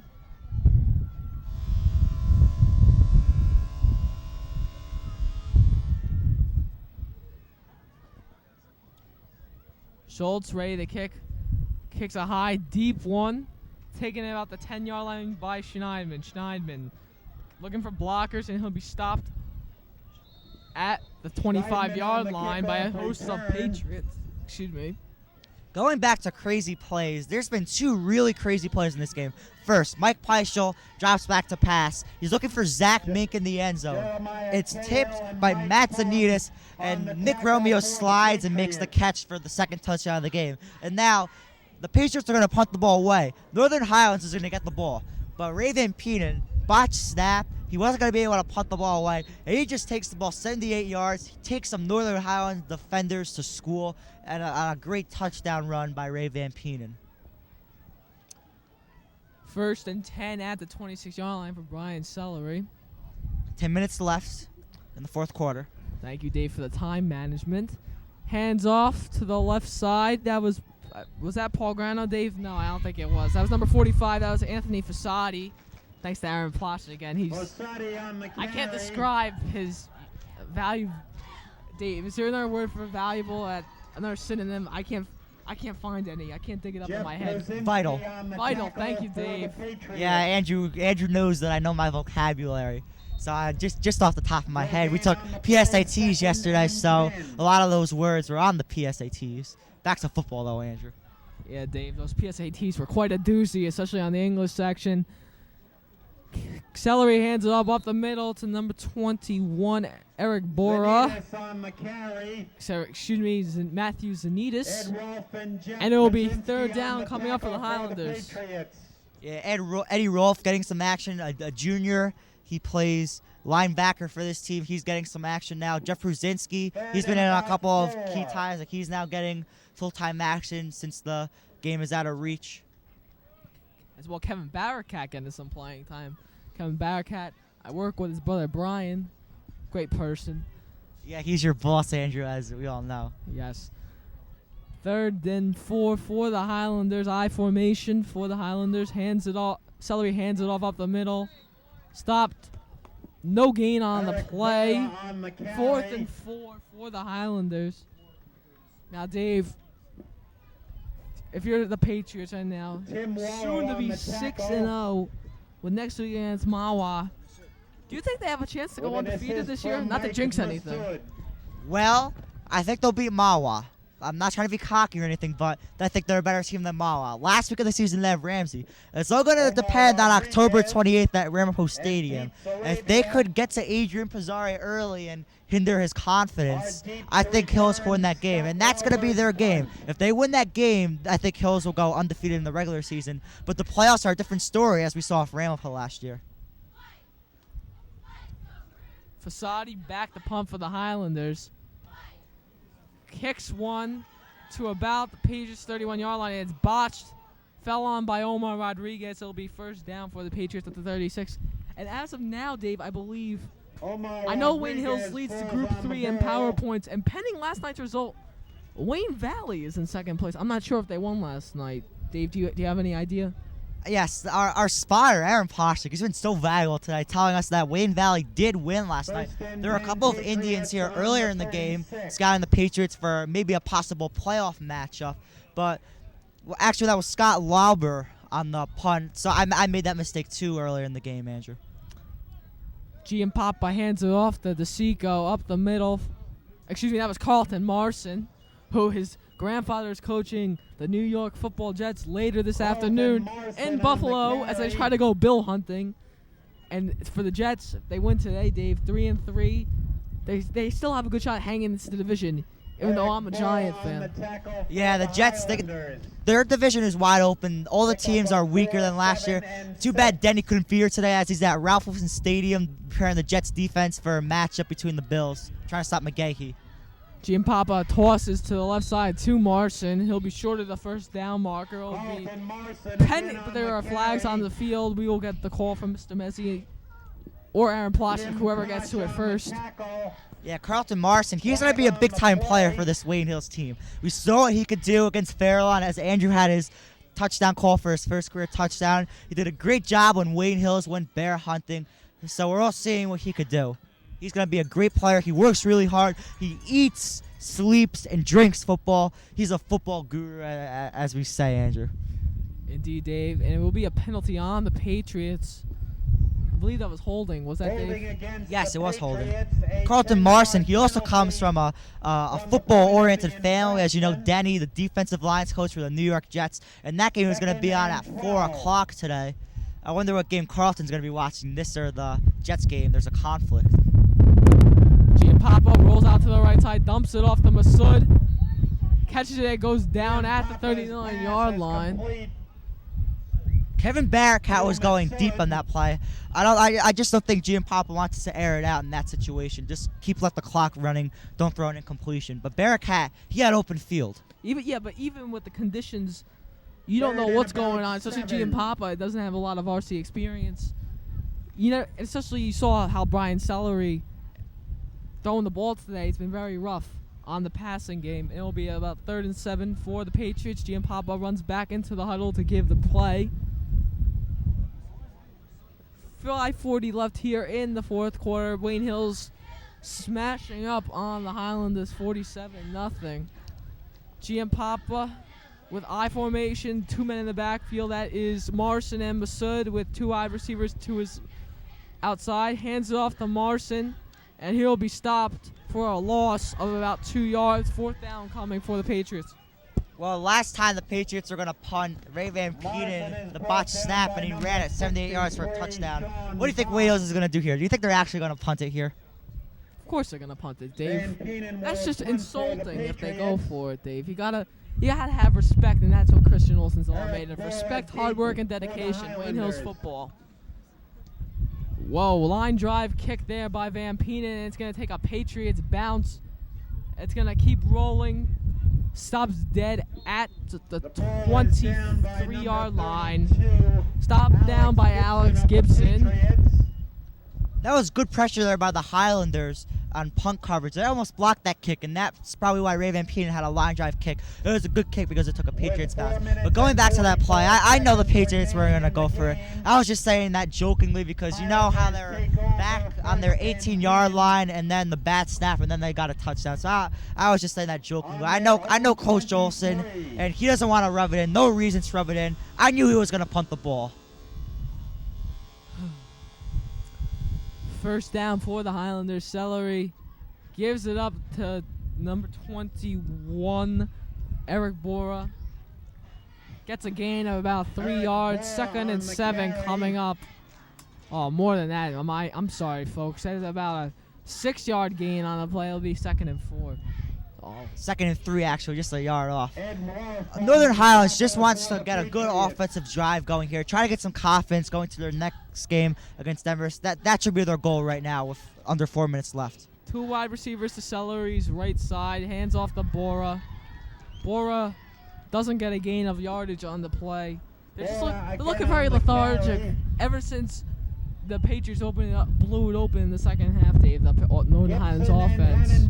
It's got to be a big blow, especially after winning last week at Rampo. You got to be all pumped up, have big confidence booster, but now everything goes downhill. You come and play the Patriots and reality kicks in. Well, the Patriots got on the board earlier in this game, and they kept on attacking. And the one chance that the Highlanders did have to score, Fasadi fumbled it at the 1-yard line, so that's very devastating for an offense like Northern Highlands. 3rd down, Celery hands it off. They will get the 1st down. I believe that was Eric Bora on the carry. Yes, it was Eric Bora. That was a good run there by Eric Bora. Good blocking by the Highlanders, and they're moving the chains.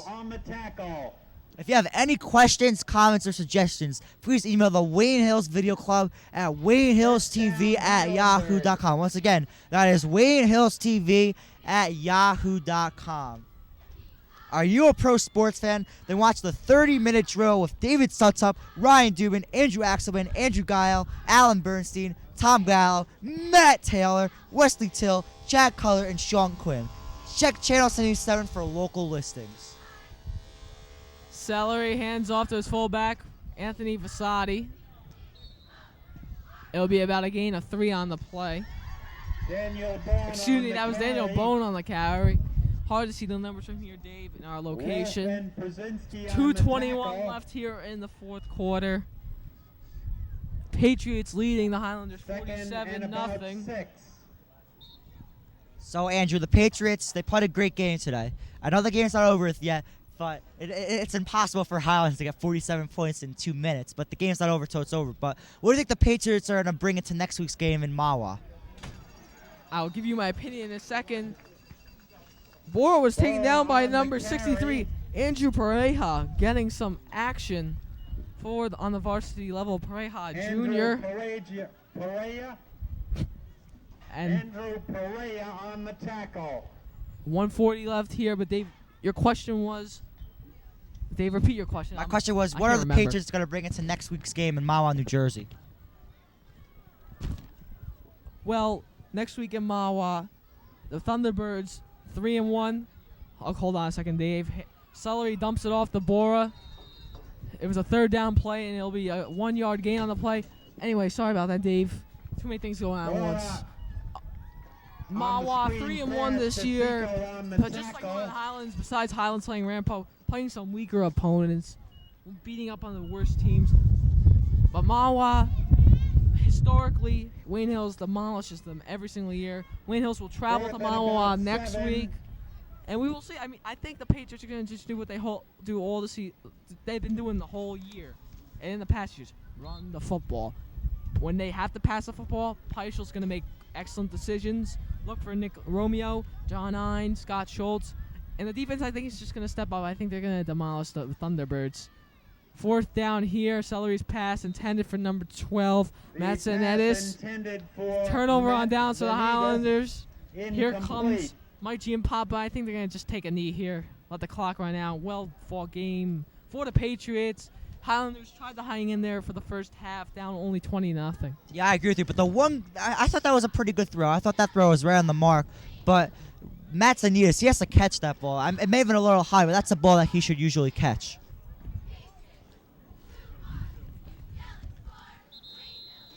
And that is the end of the game. Final score, 47-0. Wayne Hills defeats the Northern Highlands Highlanders. The story of today's game is just the mistakes made by Northern Highlands, the great plays, the breaks that were made by the Wayne Hills Patriots. Great defense, great running game by Ray Van Peening, good passing game by Mike Peichel. It was a cold day here at Patriot Stadium. Just a great outcome for the Patriots. Yeah, the Patriots played a fantastic game. Defensive side of the ball. They clogged the holes.